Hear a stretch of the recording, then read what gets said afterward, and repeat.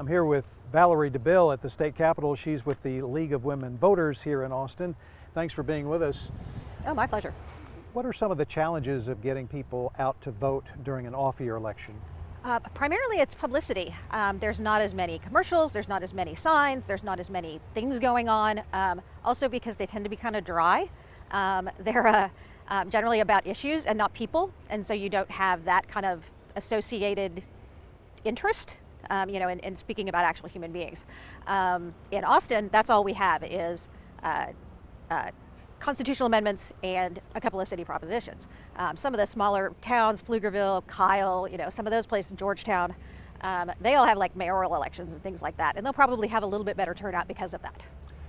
Consequently, who's making the decisions in an off-year election like this one? Generally, it's people who feel really strongly about a particular issue, because there has to be something to drive them there. If they don't have a strong opinion, then they figure it's not a big deal. Who's not showing up?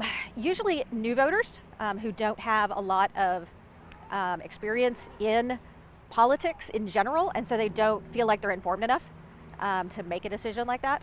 When it's people, it's easier to understand. I like this guy, I don't like that guy, as opposed to, should we allow counties to issue bonds to raise infrastructure funds? That's two different things. Consequently, who's being left out in the process? The people it actually affects most of the time.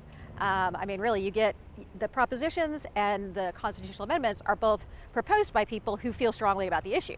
And so they're going to have a very defined position. Whereas, things like the constitutional amendment I just mentioned about counties being able to raise infrastructure, that will affect your property taxes. And so if you don't realize that that's a follow-on effect, you might not realize that this actually affects you.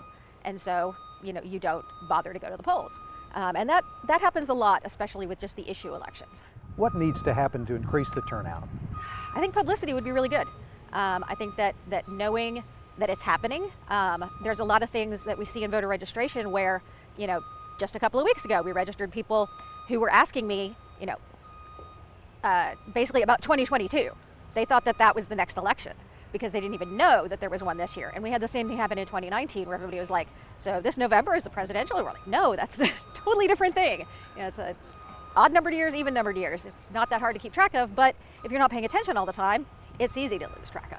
How does your organization, the League of Women Voters, reach out in an off-year election? We do a lot of, issue advocacy during when the legislature's meeting. And we try to follow on that because the legislature does the constitutional amendments that end up on the ballot.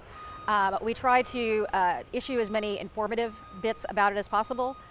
We promote the voter's guide as much as possible. And we also work in tandem with the Travis County Tax Office to try to make people aware, like when you're sitting and waiting to get your new license plates when you just moved to the state.